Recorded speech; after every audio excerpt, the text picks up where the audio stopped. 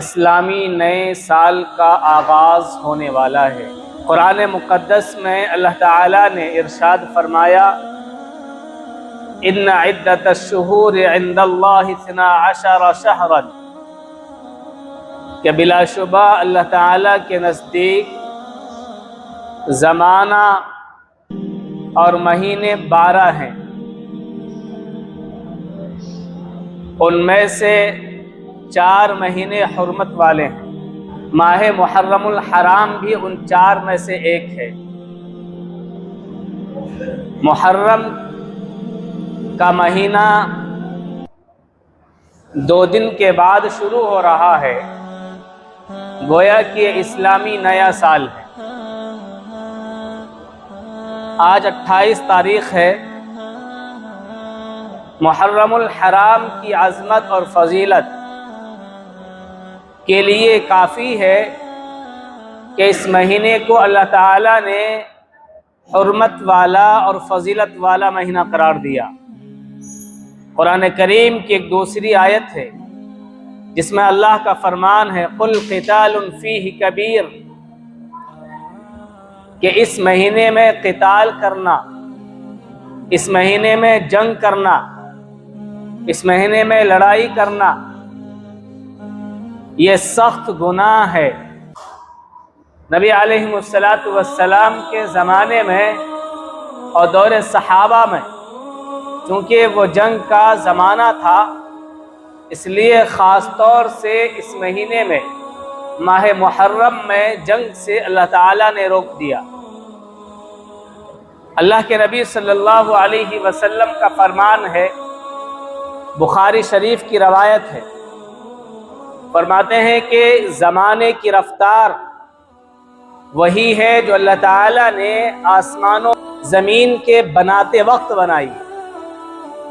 ہاں، اللہ تعالیٰ کے نزدیک 12 مہینے ہوتے ہیں سال کے، اور پھر ان سال کے 12 مہینوں میں سے 4 مہینے حرمت والے ہیں، ان 4 میں سے 3 لگاتار ہے، اور 1 مہینہ رمضان سے پہلے جو مہینہ آتا ہے وہ ہے۔ تو اللہ کے نبی صلی اللہ علیہ وسلم کی احادیث اور قرآنی اس آیت سے ماہ محرم الحرام کی یہ فضیلت ثابت ہوتی ہے۔ اللہ کے نبی صلی اللہ علیہ وسلم کے زمانے میں، حضرت ابوبکر کے زمانے میں اسلامی کیلنڈر نہیں تھا، تاریخ کا اور سال کا حساب مختلف جنگ سے لگایا جاتا تھا۔ جنگ فجار کے نام سے سال کا حساب لگایا جاتا تھا۔ عام الفیل کے نام سے، یعنی جس سال ابرہہ نے کعبۃ اللہ پر حملہ کیا تھا، اس سال کے حساب سے لوگ تاریخ کا حساب لگاتے تھے۔ اور نبی علیہ السلام کے زمانے میں یا حضرت ابوبکر کے دور خلافت میں نبی علیہ السلام کے حج کے سال سے تاریخ کا حساب لگایا جاتا تھا۔ لیکن جب حضرت عمر رضی اللہ تعالی عنہ کا زمانہ آیا اور اسلامی حکومت کا دائرہ وسیع ہوا، مختلف دنیا کے مختلف کونوں میں اسلامی سلطنت قائم ہوئی، تو پھر اس بات کی ضرورت محسوس کی گئی کہ اسلامی نیا کیلنڈر ہونا چاہیے، اسلامی سال کا باضابطہ ایک منظم شکل ہونی چاہیے۔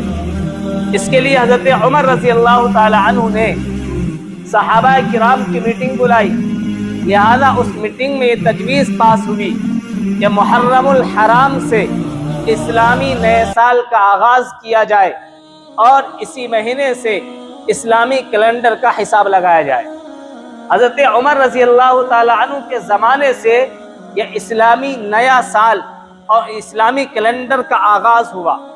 حضرت عمر رضی اللہ تعالی عنہ صحابی رسول ہیں، خلیفہ ثانی ہیں، چونکہ اللہ کے نبی کا فرمان ہے کہ علیکم بسنتی وسنت الخلفاء الراشدین المہدیین، کہ لوگوں تم پر میری سنت اور میرے خلفائے راشدین کی سنت تم پر لازم ہے۔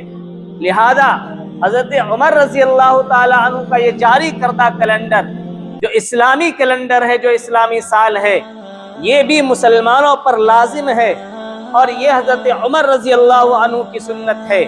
جس طریقے سے نبی علیہ السلام کی سنت پر عمل کرنا باعث ثواب ہے، ایسے ہی حضرت عمر رضی اللہ تعالی عنہ کی طرف سے جاری کردہ اس کیلنڈر کو یاد رکھنا، اس کے تاریخ کے حساب سے اپنے کام کو انجام دینا، یہ بھی سنت ہے، اور اس پر بھی عمل کرنا یہ باعث ثواب ہے۔ تو یہ ماہ محرم الحرام ہے۔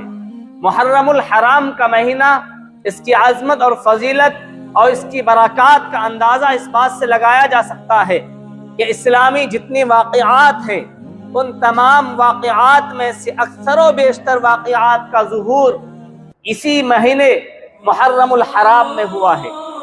کئی ساری جنگیں اس مہینے میں ہوئی ہیں، کئی سارے احکامات اس مہینے میں نازل ہوئے ہیں، اور اسی لیے اللہ کے نبی صلی اللہ تعالی علیہ وسلم نے اس مہینے کی روزے کو باعث فضیلت قرار دیا۔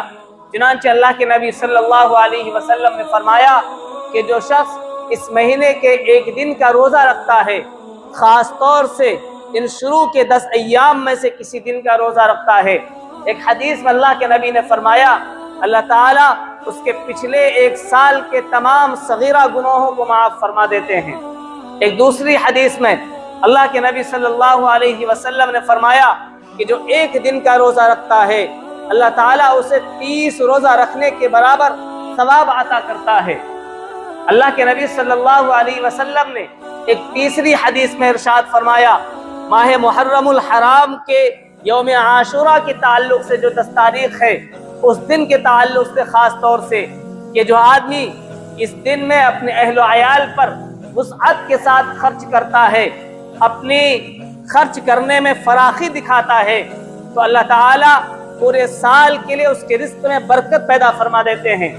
من وسع علی نفسہ واہلہ وسع اللہ علی سائر سنتی، کہ جو اپنے نفس پر، اپنے اہل و عیال پر وسعت کرے گا، اللہ تعالیٰ اس کے لیے پورے سال وسعت پیدا فرما دیں گے۔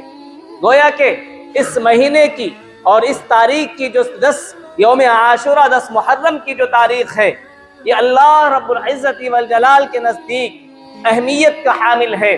یہ برکات کا مہینہ ہے، یہ رحمتوں کا مہینہ ہے، فضیلتوں کا مہینہ ہے، لہذا اس مہینے میں ہمیں عبادت کا اہتمام کرنا چاہیے، اس مہینے میں ہمیں روزے کا اہتمام کرنا چاہیے، اس مہینے میں ہمیں اپنی اولاد پر، اپنے گھر والوں پر تو خرچ کرنے میں وسعت کرنا چاہیے، فراخی کرنی چاہیے، تنگ دستی سے کام نہیں لینا چاہیے۔ یہ تو اس مہینے کی حرمت اور اس مہینے کی عظمت اور اس مہینے کی فضیلتیں ہیں، لیکن کچھ بدبخت اور کچھ فتین قسم کے لوگ اور دنیا کے مفاد پرست کچھ انسان ایسے ہیں جن لوگوں نے اس مہینے کی حرمت کو پامال کیا ہے، اور اس مہینے کے احترام کو، سارے احترام کو ایک طرف رکھ کر اس مہینے میں خرافات، منکرات، بدعات اور رسومات میں مبتلا ہو گئے۔ اللہ کے نبی صلی اللہ تعالی علیہ وسلم نے سخت تاکید کے ساتھ اس مہینے میں بدعات سے، رسومات سے، خرافات سے بچنے کا حکم دیا ہے۔ جہاں بہت سارے خرافات ہیں، ان خرافات میں سے ایک اہم خرافات اور ایک اہم بیماری جو اس وقت امت جس میں مبتلا ہے، اور امت کے جو ایک خاص طبقہ ہے، یہ انسانوں کا ایک خاص گروہ ہے، اس گروہ سے یہ عمل متجاوز ہو کر اور یہ عمل سرایت کر کے ہم لوگوں کے درمیان میں یہ عمل آ چکا ہے۔ ہمارے بچے اس میں مبتلا ہیں، ہمارے نوجوان اس میں مبتلا ہے، ہمارے گھر کی عورتیں اس میں مبتلا ہے، حتیٰ کہ اچھے خاصے نمازی حضرات بھی اور دین سے جڑے لوگ بھی اس بیماری میں مبتلا ہیں۔ ماہ محرم الحرام میں یہاں اس مہینے کی جو 10 تاریخ آتی ہے، خاص طور سے تعزیہ میں شرکت کرنا، تعزیہ کا بنانا، مجالس کا انعقاد کرنا، اس مہینے کو غم کا مہینہ، رنج و علم کا مہینہ سمجھنا، اس مہینے میں شادی بیاہ نہ کرنا، یہ ساری وہ چیزیں ہیں جس کی اسلام نے مخالفت کی ہے، جن تمام چیزوں سے اللہ کے نبی صلی اللہ علیہ وسلم نے منع فرمایا ہے۔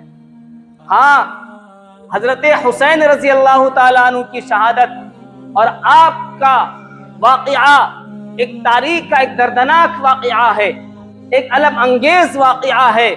اس واقعے کو یاد کرنے کے بعد، اس واقعے کو پڑھنے کے بعد ہر سچے مومن کا دل کانپ اٹھتا ہے، رونگٹے کھڑے ہو جاتے ہیں۔ وہ ایک الگ ٹاپک ہے کہ حضرت حسین رضی اللہ تعالی عنہ اس مہینے میں شہید ہوئے، لیکن اگر غم کا مہینہ اگر اس کو تصور کیا جائے تو اس مہینے کی پہلی تاریخ میں حضرت حسین رضی اللہ تعالی عنہ سے مقام میں بڑے، مرتبے میں بڑے، اور حضرت حسین رضی اللہ تعالی عنہ ان کے ابا حضرت علی سے بھی بڑے حضرت عمر بن خطاب رضی اللہ تعالی عنہ کو اسی مہینے کی ایک تاریخ میں شہید کیا گیا۔ لیکن کوئی مائیں کا لال، کوئی شیعہ برادری اور کوئی تعزیہ منانے والا اور نہ کوئی تعزیہ نکالنے والا، کوئی بھی حضرت عمر رضی اللہ تعالیٰ عنہ کی شہادت پر غم کا اظہار نہیں کرتا۔ اگر اسلام اس کی اجازت دیتا، اگر اسلام یہ کہتا کہ آپ کسی کے انتقال پر اور کسی کی موت پر غم کا اظہار کرو، تو اللہ اسلام اس بات کی اجازت دیتا کہ محمد صلی اللہ علیہ وسلم کے اس دنیا سے چلے جانے پر تم غم کا اظہار کرو اور اس مہینے کو غم کا مہینہ سمجھو، لیکن اسلام نے اس کی اجازت نہیں دی ہے۔ حضرت حسین رضی اللہ تعالیٰ عنہ کا ایک مستقل واقعہ ہے، اس کی ایک پوری تاریخ ہے، لیکن اس مہینے میں جو لوگ غم کا مہینہ تصور کرتے ہیں، یاد رکھیے یہ غم کا مہینہ نہیں ہے، یہ نحوست کا مہینہ نہیں ہے۔ اس مہینے کی ایک فضیلت ہے، اس مہینے کی عظمت ہے، یہ مہینہ برکتوں والا مہینہ ہے۔ اسی طریقے سے بہت سے لوگوں کا گمان اور تصور یہ ہے کہ اس مہینے کے شروع کے 10 دنوں میں اگر کوئی کاروبار اسٹارٹ کرتا ہے اور کاروبار شروع کرتا ہے تو اس میں تنگیاں آتی ہے، فراخی پیدا نہیں ہوتی، برکت نہیں ہوتی۔ یہ تصور بھی اسلام کے خلاف ہے، یہ تصور بھی غلط ہے۔ اسی طریقے سے اس مہینے کی 10 تاریخ میں تعزیہ بنانا، تعزیہ میں شریک ہونا، تعزیہ بنانے والوں کی مدد کرنا، یہ اسلام کے خلاف ہے، اور یہ سارے اعمال وہ ہیں جو حرام کے قبیل سے ہیں۔ قرآن کریم میں اللہ کا فرمان ہے، اتعبدون ما تنحتون، کہ لوگو تم ایسی چیز کی عبادت کیوں کرتے ہو جس چیز کو تم خود اپنے ہاتھ سے تراشتے ہو۔ اتعبدون ما تنحتون، ایسی چیز کی عبادت کیوں کرتے ہو جس کو تم خود اپنے ہاتھ سے بناتے ہو۔ ظاہر سی بات ہے تعزیہ انسان خود اپنے ہاتھ سے بناتا ہے، اس کے سامنے مسلمان اور خاص طبقے کے لوگ جو بھی اس میں شریک ہوتے ہیں منتیں مانگتے ہیں، چڑھاوا چڑھاتے ہیں، اولاد کی پکار لگاتے ہیں، اور اس تعزیہ کی زیارت کو زیارت حضرت حسین سمجھا جاتا ہے، جو اسلام میں شرک کے قبیل سے ہے، جو اسلام کا مخالف ہے، جو قرآن کا مخالف ہے۔ قرآن اس آیت سے معلوم ہوا کہ تعزیہ بنانا، تعزیہ میں شریک ہونا ناجائز اور یہ حرام ہے۔ تعزیہ کو زیارت حسین کہنا، تعزیہ کے سامنے منتیں مانگنا، تعزیہ پر چڑھاوا چڑھانا، یہ سارا عمل غلط ہے۔ میرے بھائی، آپ کے اس محلے میں میں نے پچھلے سال دیکھا کہ یہاں پر چندہ ہوتا ہے، ڈھول تماشے لے کر، اور اچھے خاصے نمازی جو یہاں نماز پڑھنے کے لیے آتے ہیں وہ بھی چندہ دیتے ہیں۔ یاد رکھیے شرک کے والے اعمال پر تعاون کرنا، ان کی معاونت کرنا، وہ ناجائز اور حرام ہے۔ آپ کا پیسہ گویا کہ آپ اللہ کے شرک کی طرف کو اس بات کی دعوت دے رہے ہیں کہ آپ کا تعزیہ بنانا یہ درست ہے، جائز ہے۔ اس لیے تعزیہ میں پیسہ دینا، اس کے چندے میں روپیہ دینا، یہ ناجائز اور حرام ہے۔ جو لوگ اس میں مبتلا ہیں ہرگز نہ دیں۔ اگر چندہ کرنے والے آئیں آپ ڈائریکٹ ان کو منع کر دیں، 1 روپیہ تعزیہ میں نہ دیں۔ اگر آپ دے رہے ہیں تو آپ گنہگار ہوں گے، آپ شرک میں مبتلا ہوں گے۔ قرآن کریم کی آیت ہے وَلَا تَعَاوَنُوا عَلَى الْإِثْمِ وَالْعُدْوَانِ، اے ایمان والو تم گناہ کے کام میں، تم سرکشی کے کام میں کسی کی مدد نہ کرو۔ لہذا تعزیہ میں چندہ دینا اس آیت کی روشنی میں گناہ کے کام میں مدد کرنا ہوا۔ اس لیے تعزیہ کے کاموں میں چندہ دینا ناجائز اور حرام ہے، اس کام سے ہمیں بچنا ہے۔ اسی طریقے سے اس مہینے میں، اس دن میں آپ کے بچے، آپ کی بیٹیاں، آپ کے بیٹے تعزیہ کے پیچھے چلتے ہیں، تعزیہ والوں کے ساتھ جاتے ہیں۔ یاد رکھیے اپنے بچوں کو سمجھائیے، کنٹرول کیجئے۔ اسی طریقے سے ان نمازیوں میں سے، آپ میں سے بہت سے لوگ ایسے ہیں جو اس مہینے میں، ان 10 دنوں میں سبیل لگاتے ہیں، شربت کا انتظام کرتے ہیں۔ بہت سے لوگ اس دن میں خاص طور سے شربت پلاتے ہیں، کوئی کھانا بنا کر تقسیم کرتا ہے، کوئی کچھ بانٹتا ہے، اور نظریہ اور گمان یہ ہے، ان کا عقیدہ اور تصور یہ ہے کہ حضرت حسین رضی اللہ تعالیٰ عنہ کربلا میں پیاسے شہید ہوئے، ہم یہ پانی پلائیں گے دوسروں کو تو یہ پانی حضرت حسین تک پہنچے گا۔ یاد رکھیے، یہ تصور اسلامی مخالف تصور ہے، یہ خیال اسلام کے خلاف ہے، یہ نظریہ، یہ عقیدہ باطل نظریہ اور عقیدہ ہے۔ اس لیے کوئی یہ حرکت نہ کرے کہ کسی کو پانی پلائے، خاص طور سے اس نیت سے کوئی شربت کا انتظام کرے، کوئی بسکٹ کھلائے، کسی کو کچھ بانٹے، یہ قطعاً اسلام میں اجازت اس کی نہیں ہے، یہ ناجائز اور حرام کام میں سے۔ ان تمام کاموں سے ہمیں بچنا ہے۔ اسی طریقے سے اس مہینے کے اس دن میں خاص طور سے ہمیں ان تمام چیزوں پر غور کرنا ہے، ان تمام چیزوں پر دھیان دینا ہے۔ ہاں، حضرت حسین رضی اللہ عنہ شہید ہوئے تو اس دن کی اللہ تعالیٰ نے، اللہ کے نبی نے حرمت بھی بیان فرمائی ہے۔ ہمیں حضرت حسین کی شہادت کا غم ہے، لیکن غم کا مطلب یہ نہیں ہے کہ ہم ماتم کریں، غم کا مطلب یہ نہیں ہے کہ ہم نوحہ کریں، غم کا مطلب یہ نہیں ہے کہ ہم سینہ چاک کریں۔ اسلام نے اس کی اجازت نہیں دی ہے۔ اسلام نے غم کے اظہار کے لیے کہا ہے۔ اللہ کے نبی صلی اللہ علیہ وسلم کے بیٹے حضرت ابراہیم کا جب انتقال ہوا تو حضرت ابراہیم کا سر نبی علیہ السلام کی ران پر تھا، جب کمبخت کافر نے، حضرت اور تاریخ میں ابو جہل کا نام بھی لکھا ہے کہ جب نبی علیہ السلام کے اس بیٹے حضرت ابراہیم کے سر پر گولی تیر لگی، تیر کے ذریعے ان پر حملہ کیا گیا، حضرت ابراہیم کا سر نبی علیہ السلام کی گود میں ہے، اس حال میں ان کو تیر لگا اور جس کی وجہ سے وہ شہید ہوئے۔ نبی علیہ السلام اپنے بیٹے کے جنازے کو اپنے گود میں دیکھ کر آپ کو غم ہوا، آپ کی آنکھ سے آنسو نکلے، لیکن آپ نے نوحہ نہیں کیا، آپ نے سینہ چاک نہیں کیا، آپ نے ماتم نہیں کیا۔ کسی کے انتقال پر بھی اسلام نے اس کی اجازت نہیں دی ہے، چاہے باپ کا انتقال ہو، بیٹی کا انتقال ہو، ماں کا انتقال ہو، بہن کا انتقال ہو، اسلام میں اس کی اجازت نہیں ہے کہ نوحہ کیا جائے، زور زور سے رویا جائے، چیخا جائے، سینہ چاک کیا جائے، سر پر اور سینے پر ہاتھ مارا جائے۔ یہ اسلام میں ناجائز اور گناہ کے کام میں ہے۔ اللہ کے نبی نے تو یہاں تک فرمایا کہ جو آدمی انتقال سے پہلے اپنے گھر والوں کو یہ وصیت کر کے جائے کہ میرے موت کے بعد تم زیادہ رونا، نوحہ کرنا، ماتم کرنا، فرمایا کہ اگر اس کے گھر والے اس کے انتقال کے بعد نوحہ کرتے ہیں، روتے ہیں، تو اس کی سزا اس میت کو بھی ملتی ہے۔ ایک دوسری حدیث میں اللہ کے نبی نے یہ بھی فرمایا کہ اگر کوئی آدمی اپنی موت، کسی کے موت پر زیادہ روتا اور چیختا ہے، نوحہ کرتا ہے، تو اس میت کو اس کی تکلیف ہوتی ہے، اس کو سزا دی جاتی ہے۔ اس لیے اسلام نے جب اپنے کسی رشتہ دار کی موت پر اور کسی بھی کی موت پر اسلام نے نوحہ کی اجازت نہیں دی ہے، تو حضرت حسین رضی اللہ عنہ کی شہادت پر بھی نوحہ کرنے اور ماتم کرنے کی اسلام میں اجازت نہیں ہے۔